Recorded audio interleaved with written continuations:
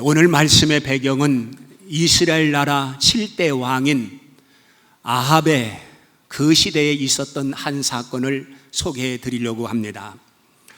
아합 왕이 시돈의 공주 이세벨을 왕비로 맞이하면서 이세벨이 섬기던 바알신과 아세라 목상을 가지고 왔습니다. 해서 열왕기상 16장 29절 이하에 보게 되면 이스라엘 백성들이 바알을 섬기고 바알을 숭배하고 바알을 위해서 단을 쌓고 아세라 목상을 만들므로 하나님 여호와의 노를 격발하였더라, 이렇게 밝혀놓고 있습니다. 이로 인해서 하나님의 심판이 임하는데 이스라엘 땅에 하나님께서 3년 6개월 동안이나 비를 내리지 않겠다는 것입니다. 이때 하나님을 섬기는 엘리야 선자와 바알을 섬기는, 그리고 아세라를 섬기는 850명의 선자와 갈멜산에서 어느 신이 참신인지 850대 1의 대결을 하게 됩니다. 대결 방법은 이렇습니다. 제단을 만들어 놓고 자기 신에게 기도해서 하늘에서 불이 떨어져 그 제단을 사르는 신이 살아있는 신이요 능력의 신이요 참신이라는 것입니다. 결국 불로 응답하는 신이 참신 능력의 신임이 드러나는 그러한 대결을 벌이게 됩니다. 먼저 바알 제단을 보겠습니다. 바알 제단을 만들어 놓고 850명의 선자들이 소리 높여 기도를 시작합니다. 시간은 점점 흘러가고 해가 지도록 응답이 없습니다. 더 소리를 높이고 몸부림을 치고 몸에 칼로 피를 내가면서 광란적인 춤을 춰가면서 소리를 쳤지만은 끝내 응답을 받지를 못했습니다. 거기 제물도 있습니다. 그리고 정성도 있습니다. 선지자도 있습니다. 천지를 진동하는 기도도 있습니다. 그런데 응답은 없었습니다. 왜일까요? 왜 응답이 없었겠습니까? 세상 사람들이 섬기는 모든 신은 자기들은 살아있는 신으로 섬기는지 모르지만 입이 있으되 말을 하지 못하고 눈이 있으되 보지 못하고 귀가 있으되 듣지 못하는 피조물이고 사람의 수공물이고 하나의 우상이기 때문에 결코 응답을 못하는 것입니다. 바로 살아 계시는, 지금도 역사하시는, 우리의 기도를 소상히 들으시는 그 신은 오직 하나님밖에 없는 줄 믿습니다. 그러면 두 번째, 하나님 여호와의 제단을 보도록 하겠습니다. 엘리야는 응답을 위해서 하나님 앞에 세 가지를 드렸습니다. 첫째, 무엇을 드렸느냐? 송아지를 드렸습니다. 33절에 말씀하고 있습니다. 구약 성도들이 하나님 앞에 제사를 드릴 때에 반드시 필요한 것이 제물입니다. 제물 없이는 제사가 성립될 수 없습니다. 그 제물에는 송아지와 양과 염소와 비둘기였었습니다. 이 네 가지 제물 가운데 형편에 따라서 한 제물을 선택하여 하나님 앞에 드리면 되는 것입니다. 그런데 엘리야는 비둘기를 드린 게 아니고 염소를 드린 것이 아니라 송아지를 하나님 앞에 드렸습니다. 제물 가운데 가장 큰 것을 하나님 앞에 드린 것입니다. 다시 말씀드리면 엘리야는 하나님 앞에 제일 큰 것을 드리는 믿음을 가지고 있었습니다. 이것은 있는 힘을 다했다는 뜻입니다. 결코 하나님 앞에 인색할 수 없다는 것입니다. 사람들은 흔히 송아지, 양, 염소, 비둘기를 놓고 고민을 하기를 시작합니다. 어느 정도를 드릴까? 어떤 제물을 드릴까? 사랑하는 성도 여러분, 하나님 앞에 드리는 예물은 결코 하나님과 흥정을 해서는 안 되는 것입니다. 믿음으로 드리면 되는 것입니다. 그것을 하나님은 기뻐하십니다.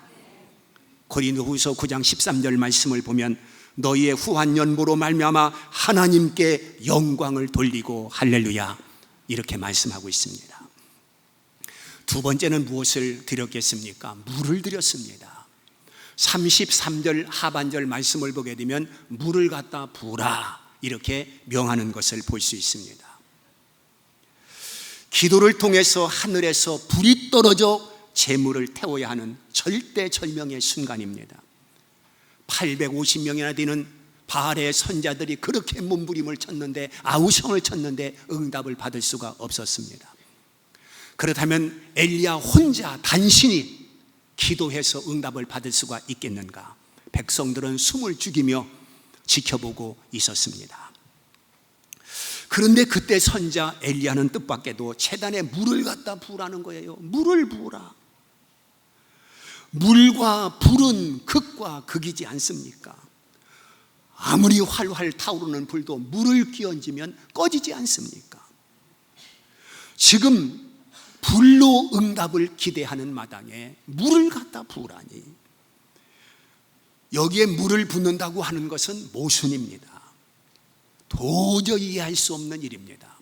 초등학생에게 물어봐도 지금 불로 응답하는데 물 부으라고 한다면 초등학생도 아니라고 그럴 것입니다. 사람들은 엘리야가 미쳤다고 생각했을 것입니다. 아니면 해보나 마나 안 될 것 같으니 그저 이제 먹지 못하는 감 찔러나 본다고 그냥 심술을 부리고 있는 것이 아닌가, 이렇게 생각할 수도 있었을 것입니다. 물과 불이 상극이라고 하는 것을 엘리야가 몰랐겠습니까? 그런데 왜 무모하게 물을 갖다 부라고 지금 명령하고 있는 것이겠습니까? 거기는 6가지 특별한 이유가 있습니다. 하나는 귀한 물이기 때문에 제단에 물을 붓도록 한 것입니다. 우리가 흔히 넉넉히 모든 것을 흔하게 쓸 때 물처럼 쓴다라고 말을 합니다. 그러나 지금 엘리야 시대는 3년 6개월 동안 비가 오지 않는다면 물은 보석보다도 귀한 것이 되는 것입니다. 사람이 보석 없이는 살 수 없어도 물 없이는 생존이 불가능한 것입니다. 그때는 진주나 다이아몬드보다도 더 귀한 것이 물 한 방울입니다. 엘리야는 하나님 앞에 들임에 있어서 최고 귀한 것이 무엇이냐, 지금 최고 가치 있는 것이 무엇이냐, 그것은 물이라고 여겼습니다. 왜냐하면 지금 모든 백성들이 다 물을 찾고 있습니다. 모든 짐승들이 물을 찾고 있습니다. 물이 귀하구나. 그렇다면 여호와 하나님 앞에 물을 드려야 되겠다. 그래서 물을 드린 것입니다. 불이 내려와 재물을 태우는데 물을 부으면 안 되고 물이 소화 역할을 한다고 하는 것, 엘리야도 알고 있습니다. 그러나 물을 붓는 것이 옳으냐 그르냐, 원리적으로 맞느냐 틀리느냐, 그런 것을 복잡하게 따지지 아니했습니다. 엘리야는 하나님 앞에 제일 귀한 것만 드리면 된다고 생각했습니다. 그 마음 하나만 가지고 있었습니다. 그것이 바로 하나님에 대한 사랑이요 하나님에 대한 믿음인 줄 믿습니다. 하나님을 섬길 때 계산하고 따지고 저울질하면 우리는 아무것도 하나님을 섬길 수가 없는 것입니다. 복잡하게 생각하면 하나님을 섬길 수가 없습니다. 어린아이처럼 순전할 때, 어린아이처럼 단순할 때 우리는 하나님을 제대로 섬길 수가 있는 것입니다. 여러분, 성경에 기록된 인류 최초 제사는 가인과 아벨의 제사입니다. 의식 가운데 제사의식이 가장 중요하기 때문에 창세기 4장에서 제사의식을 먼저 기록하고 있는 것입니다. 그런데 말씀을 보게 되면 하나님께서는 받으시는 제사가 있고 받지 않는 제사가 있음을 알 수 있습니다. 하나님은 아벨의 제사를 연락했지만 가인의 제사는 연락하지 아니했습니다. 그 이유가 어디 있겠습니까? 성경을 자세히 보면 아벨은 첫 새끼를 드렸다고 강조하고 있습니다. 아벨이 첫 새끼를 드렸다고 이렇게 성경에 기록하고 있는 것은 가인은 첫 열매를 드리지 아니했다는 것입니다. 첫 새끼에 무슨 의미가 있습니까? 첫 것이라고 하는 것은 먼저 하나님의 것을 구별하는 마음이 있는 것입니다. 그런가 하면 첫 것이라고 하는 것은 가장 귀한 것을 하나님 앞에 드린다는 뜻이 있는 것입니다. 이런 마음을 가지고 첫 새끼를 하나님 앞에 드릴 때 히브리서 11장 4절 말씀을 보게 되면 믿음으로 아벨은 가인보다 더 나은 제사를 드렸다고 말씀하고 있는 것입니다. 그래서 하나님께서 아벨의 제사를 연락하신 것입니다. 두 번째, 물을 부으라고 한 것은 수고하여 얻은 충성의 물이기 때문에 하나님 앞에 드린 것입니다. 그때 당시 갈멜산 꼭대기에 무슨 물이 있었겠습니까? 샘을 팔 수 있었겠습니까? 불가능합니다. 그런데 물을 구할 수 있는 한 방법이 있었는데 바로 갈멜산 저 아래 기손강이 흐르고 있었습니다. 거기 가서 물을 길어올 수 있었습니다. 그러나 방법은 알고 있지만 갈멜산이 해발 546m입니다. 제법 높은 산입니다. 산 아래까지 내려가서 546m 꼭대기까지 물을 길어오는 것이 결코 쉬운 일은 아닙니다. 사람 죽이는 일입니다. 사무엘하 23장에서 15절에서 17절 말씀을 보게 되면 다윗은 베들레헴 우물에 대한 갈증을 느끼고 있었습니다. 베들레헴 우물에 대한 향수를 느끼고 있었습니다. 그래서 다윗은 이렇게 고백합니다. 저 블레셋 진영에 있는 베들레헴 성문 곁 우물물을 누가 내게 마시게 할까? 지금 베들레헴 그 우물은 블레셋 군대가 포위를 하고 있습니다. 그러니 그 물을 누가 내게 마시게 할까라고 탄식조로 말하는 것입니다. 이때 용사 3명이 목숨을 걸고 물을 퍼옵니다. 적진을 뚫고 들어가서 물을 퍼가지고 옵니다. 그 물을 받은 다윗은 감격합니다. 그러면서 말합니다. 이것은 목숨 걸고 간 사람들의 피다, 피. 이것을 내가 어찌 먹을 수가 있겠는가? 피 같은 이 물을 내가 어떻게 취할 수 있겠는가? 이건 여호와께 드리자 해서 여호와께 붓는 것을 볼 수 있습니다. 그렇다고 한다면 갈멜산까지 저 아래에서 물을 길러온 그 물이야말로 바로 그 물은 땀입니다. 땀 같은 물입니다. 피 같은 물입니다. 눈물 같은 물입니다. 그러기 때문에 그 물을 하나님 앞에 드리기를 원했던 것입니다. 그만한 가치가 있기 때문에 하나님 앞에 부어드린 것입니다.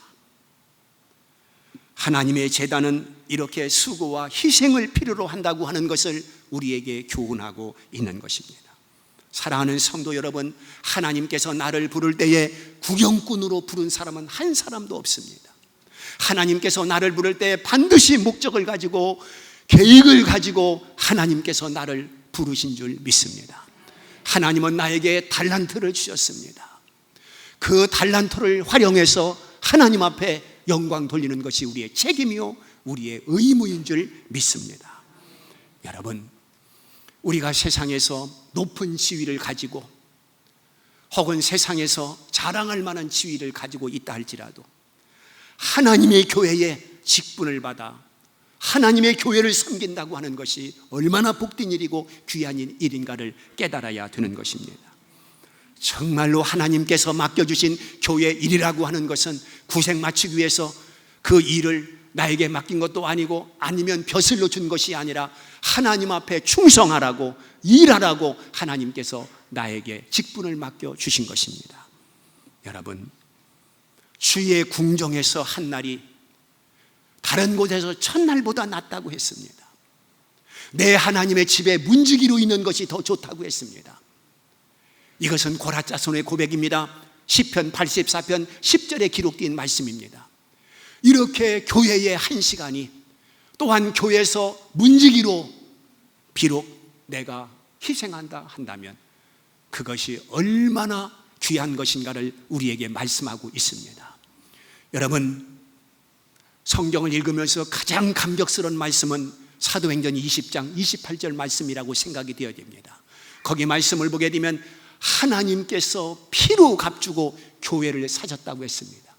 우리 예수님께서 피를 흘린 것은 피아노를 위해서, 이 건물을 위해서, 의자를 위해서 피를 흘린 것이 아니라 바로 우리를 위해서, 여러분들을 위해서 피를 흘리신 것입니다. 그러므로 우리는 예수의 생명들입니다. 예수의 생명과 바꾸어 나를 그리스도인이 되게 만든 것입니다. 하나님께서 나를 불러 이 자리에 있게 한 것은 우연이 아닙니다. 하나님의 놀라운 사랑인 것입니다. 그러므로 하나님 앞에 수고하고 희생하고 섬기고 충성한다고 하는 것은, 이것은 영광스러운 일입니다. 보람입니다. 우리는 마땅히 그 자리에 있어야 될 줄 믿습니다. 세 번째는, 이 물은 어떤 물이냐면 순종하여 얻은 물입니다. 33절 34절 말씀을 보게 되면 통 넷에 물을 채워 번제물과 나무에 부으라, 이렇게 명령하는 것을 볼 수 있습니다. 여러분, 지금 상황 속에서 순종한다고 하는 것은 죽기보다도 어렵습니다. 왜 그러냐 하면 지금은 물이 없어 기근으로 고통을 당하고 있습니다. 물이 없어 헐떡거리고 있습니다. 물이 없어 죽어가고 있습니다. 그런데 물을 갖다 부으라, 힘든 일입니다. 또한 물을 길어 오려면 저 산 아래까지 내려가 기손강에서 물을 퍼와야 되는데 누가 그 일을 할 수 있겠습니까? 또 하나는 불로 응답하는 것이라고 한다면 물을 부어서 안 된다고 하는 것은 하나의 상식입니다. 사람은 상식 이상이 되려고 하지 않습니다. 사람들은 상식에 매달려서 살기를 원하고 있습니다. 그러므로 하나님의 뜻에 순종한다고 하는 것은 그렇게 말처럼 쉬운 일은 아니었을 것입니다. 그러나 우리는 분명히 알아야 됩니다. 우리가 하나님의 뜻에 순종한다고 하는 것은 이론적으로 맞고 합리적이고 과학적이기 때문에 비로소 순종하는 것은 결코 아닌 것입니다. 하나님의 말씀이니까, 하나님의 절대 능력을 내가 믿고 있으니까 우리는 그 말씀을 붙들고 그대로 순종해야 되는 줄 믿습니다. 교회는 이성과 이론이 지배하는 것이 아니라 순종과 믿음이 지배하는 것이 살아있는 교회인 줄 믿습니다. 순종하지 않는 사람은 핑계를 댑니다. 그것은 믿음이 없는 행위인 것입니다. 그들은 엘리야의 말에 한마디 토를 달지 아니하고 부정하지 아니하고 그대로 순종하는 것을 볼 수가 있습니다. 33절 34절 말씀을 보게 되면 통 넷에 물을 채우다 부으라, 이렇게 명령하죠. 다시 그리하라 하여 다시 그리하니, 세 번째 그리하라 하니 세 번째 그리하니 라고 기록되고 있습니다. 얼마나 대단합니까? 한 번 순종하기도 어려운데 세 번씩이나 같은 일을 반복해서 명령할 때에 누구든지 불만 불평할 수 있습니다. 누구든지 항의할 수 있습니다. 그러나 그들은 묵묵히 입을 다물고 그대로 순종하는 것을 보여주고 있습니다.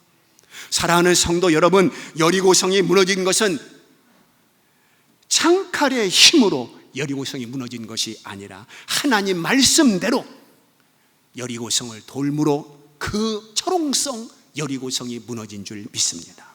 나아망이 문둥병을 고친 것은 현대의학의 힘이 아니라 요단강물에 7번 들어갔다 나오니 어린아이의 피부처럼 깨끗이 나은 줄 믿습니다. 오늘 우리는 하나님의 절대 능력을 믿는 사람입니다. 믿음은 순종을 만들고 순종은 기적을 만드는 것입니다. 기적과 표적은 반드시 순종을 통해서 일어나는 것을 말씀 속에서 우리들에게 각인시켜주고 있습니다. 네 번째, 믿음의 물을 드린 것입니다. 물이 절절 넘치는데 또 붓고 또 붓고 12통이나 갖다 부었습니다. 정말로 대단합니다. 믿음이 없는 사람들은 그 광경을 보면서 뭐라고 말했겠습니까? 아니, 사람이 마실 물도 없는데 짐승이 헐떡이면서 죽어가고 있는데 왜 물을 갖다 그렇게 허비하고 낭비하느냐 하면서 따질 것입니다. 그리고 막 언성을 높일 것입니다. 싸움질을 하려고 할 것입니다. 불신의 눈으로 보면 하나님 앞에 드리는 것을 허비라고 생각하기가 쉽습니다. 예수님의 머리에 마리아가 향유를 부었습니다. 이때 가룟 유다가 지켜보고 있습니다. 가룟 유다의 입에서 뭐라고 말했습니까? 왜 허비하느냐? 왜 허비하느냐? 그때 예수님께서 뭐라고 말씀하셨습니까? 이것은 허비가 아니다. 참 잘했다. 복음이 증거될 때에 이 사실이 증거되고 바로 기념이 될 것이라고 주님은 말씀하고 있지 않습니까? 그렇습니다. 여호와의 제단에 붓는 것은 그것이 큰 것이든 작은 것이든 절대로 허비가 아니고 낭비가 아니라고 하는 것을 믿으시기를 바랍니다. 씨를 흘러가는 물에 뿌린다면 그건 낭비입니다. 그러나 그 씨를 밭에 뿌린다면 거기에 100배 60배 소출이 나는 것입니다. 또한 물을 길거리에 쏟아놓는다면 그것은 낭비지만 하나님의 제단에 붓는 것은 결코 낭비가 될 수가 없는 것입니다. 그래서 예수님도 보물을 하늘에 쌓아두라. 거기는 점도 없고 동록도 없고 도적도 없고, 주님은 이렇게 말씀하고 계시는 것입니다. 하나님 앞에 드리는 것은 절대로 낭비가 될 수 없습니다. 100배로 60배로 30배로 하나님께서 약속한 그 결과를 얻을 수가 있는 것입니다. 그 다음에 이 물은 어떤 물이냐면 마중물입니다. 마중물. 여러분 펌프를 아시는지 모르겠습니다. 펌프에 물이 빠졌을 때에 그 물이 나오게 하려면 반드시 물을 부어야 됩니다. 이것을 마중물이라고 그럽니다. 지금은 비가 오지 않습니다. 하늘이 닫혔습니다. 그래서 지금 이스라엘 백성들이 물 없는 고통을 당하고 있는 것입니다. 사람들은 갈증으로 목말라 허덕이고 있습니다. 엘리야는 생각했습니다. 물을 얻기 위해서는 하나님의 제단에 물을 부을 때에 하나님께서 물을 주신다. 그런 믿음을 가지고 있었습니다. 여러분, 엘리야는 여호와의 제단에 물을 붓는 것은 펌프의 마중물과 같은 의미로 생각을 한 것입니다. 여호와의 제단에 물을 부었더니 어떻게 되었습니까? 본문 35절 말씀을 보게 되면 물을 부었습니다. 그랬더니 10절 이후 45절에 보면 조금 후에 구름과 바람이 일어나서 하늘이 캄캄해지며 큰 비가 내리는지라.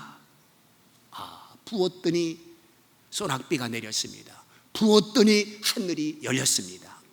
부었더니 물이 절절 넘쳤습니다. 하나님의 역사가 일어난 줄 믿습니다. 하나님의 은혜가 나타난 줄 믿습니다. 얼마나 멋있습니까? 하나님의 살아계심이 이렇게 증거되고 있는 것입니다. 그 다음에 6번째는 하나님의 능력을 극대화시키기 위해서 엘리야는 여호와의 제단에 물을 붓게 한 것입니다. 엘리야는 하나님의 능력을 손톱만큼도 의심하지 아니했습니다. 하나님의 능력을 100% 신뢰했습니다. 그래서 사람들이 혹시 생각할 때에 불이 임한 것이 자연발화가 아니냐, 어쩌다가 불이 내린 것이 아니냐, 아니면 그저 우연히 불이 내린 것이 아니냐, 이렇게 소극적으로, 그리고 하나님의 능력을 평가절하할 수 있고 폄하할 수 있기 때문에 그런 것이 아니고 하나님의 능력이라고 하는 것을 보여주고 싶어서 물을 갖다 다 붓게 한 것입니다. 정말로 그랬더니 39절에 있는 말씀을 보게 되면 여호와 그는 하나님이시로다, 여호와 그는 하나님이시로다, 만백성들이 하나님을 높이고 찬양하고 하나님의 절대 능력을 그들이 인정하고 있는 것을 우리에게 보여주고 있는 것입니다. 자, 엘리야는 제단을 만들어 놓고 첫째 송아지를 드렸습니다. 두 번째 물을 드렸습니다. 세 번째 무엇을 드렸느냐? 기도를 드렸습니다. 36절에 보면 주의 말씀대로 이 모든 일을 행한 것과 라고 기록하고 있습니다. 즉 물을 부은 것은 엘리야의 지혜가 아니라 하나님이 하게 하셨기 때문에 물을 갖다 부었다는 것입니다. 그리고 그것만 가지고는 역사가 일어나지 아니하고 반드시 기도가 필요하다고 하는 플러스 기도를 엘리야는 선택한 것입니다. 그래서 37절에 보면 여호와여 내게 응답하옵소서, 여호와여 내게 응답하옵소서, 간절하고 애절한 기도를 하나님 앞에 드리고 있는 것을 볼 수 있습니다. 이건 목숨을 건 기도입니다. 생명을 다한 기도입니다. 그 뜨거운 기도를 하나님 앞에 드리고 있는 것입니다. 그랬더니 38절에 보니까 이에 여호와의 불이 내려서 번제물과 나무와 돌과 흙을 태우고 도랑의 물을 핥은지라. 하나님께서 모든 것을 앗아가셨습니다. 하나님께서 물 한 방울 남기지 않고 다 핥아가시고 하늘을 열어 물을 넘치도록 우리에게 부어 주신 것입니다. 돌도 태웠습니다. 돌 같은 내 마음을 녹일 수 있는 것은 바로 하나님의 불밖에 없는 줄 믿습니다. 사랑하는 성도 여러분, 하나님의 응답은 어제나 오늘이나 영원토록 동일한 줄 믿습니다. 제가 2부, 3부 예배는 그저 간증을 하지 아니했는데 좀 시간이 조금 드는 것 같아서 간단한 간증을 하나 하겠습니다. 저는 그저 무녀 동남입니다. 아들 하나입니다. 그런데 아버지가 제 9살 때 일찍이 돌아가셨습니다. 어머니 혼자 저를 키우느라고 정말로 손끝에 물 마를 새 없이 만고풍상을 다 겪으면서 저를 키웠습니다. 그때 시절이 얼마나 어려운 시절입니까? 하루 3끼 먹기가 어려운 시절이었습니다. 그런데 아들을 위해서 악착같이 돈을 모아서 쌀 1가마니 준비하고 2가마니 준비하고 해서 10가마니를 준비해가지고 이제 교회 다니는 신집사라고 하는 사람한테 주었습니다. 그러면 1년 동안 사용하고 가을에 15가마니를 주는 겁니다. 장려쌀이라고 그럽니다. 그런데 그것을 받은 신집사가 그냥 밤에 서울로 출행랑을 쳐버렸습니다. 제가 시골에서 그게 우리의 전 재산이고 어머니의 피, 어머니의 눈물인데 그걸 가지고 도망간 거예요. 그런데 1년 정도 지나고 난 다음에 그 신집사가 모래내에 산다 하는 소문을 들었어요. 어머니가 저한테 모래내로 가자는 거예요. 서울이 시골처럼 생각하신 거예요. 그래 어머니가 가자고 그래서 제가 어머니 손을 잡고 모래내를 갔습니다. 서대문구 모래내를 갔는데 그 높은 산에 그저 빨간 그 기와장으로다가 똑같은 집들이 얼마나 빡빡하게 산꼭대기까지 똑같이 젖어 있는지, 거기서 어떻게 신집사를 찾습니까? 이건 모래에서 반을 찾는 것보다 더 힘든 겁니다. 어머니 손을 잡았습니다. 제가 이제 그때가 이제 중학교 1학년 아니면 초등학교 6학년 정도 됐을 것으로 기억이 됩니다. 어머니 손을 잡고 사람 만나는 사람마다 오송에서 이사 온 신집사 하느냐, 오송에서 이사 온 신집사 하느냐 다 모른다고 그러는 거예요. 남의 거 가지고 도망온 사람이 무슨 문패가 있겠습니까? 사람들에게 무슨 얼굴을 알렸겠습니까? 찾을 길이 없는 거예요. 그래 저녁 때가 돼가지고 이제 내려오니까 거기에 두레박 우물이 있습니다. 어머니가 얼마나 갈증이 났던지 두레박에다가 물을 퍼가지고 꿀꺽꿀꺽 드시더라고요. 그때 제가 주일학교를 다니면서 선생님한테 들은 얘기, 하나님 앞에 기도하면 들어주신다, 그 생각이 문득 나는 거예요. 어머니 이제 제가 서서 하나님 앞에 기도했습니다. 하나님 꼭 신집사 만나고 가게 해주세요. 신집사 만나고 가게 해주세요. 이렇게 기도하고 난 다음에 이제 어머니를 그 샘 곁에가 이제 여기 잠깐 앉아 계시라고, 내가 다시 한번 이제 다녀보겠다고. 그래서 지금까지 다녔던 그 길을 갖다 저 혼자 조그만 어린아이가 이렇게 다니는데 울 안에 그 빨랫줄에 평상시 신집사가 입고 다니던 세타가 걸려 있더라고요. 거기에 자색 세타가 걸려 있는 거예요. 아, 저 신집사 거 맞나. 그래서 이제 막 내려와가지고 어머니를 모시고 가가지고 문을 삐걱 열고 계시냐 그랬더니 정말로 신집사가 문을 열면서 누구요 그러더라고. 아, 우리를 보는 순간 너무너무 놀라는 거예요. 세상에 어떻게 여기를 알고 찾아왔느냐는 거예요. 빨리 들어오라고 그러더라고요. 그러면서 그 신집사가 내가 다른 사람의 돈은 다 떼어먹어도 어떻게 내가 갑지 엄마 걸 떼어먹을 수 있느냐, 그렇게 고생해서 번 건 내가 하는데 어떻게 내가 갑지 엄마 걸 떼어먹느냐, 걱정하지 말고 내려가라고 그러더라고요. 그래 내려왔는데 지금까지 못 받았습니다.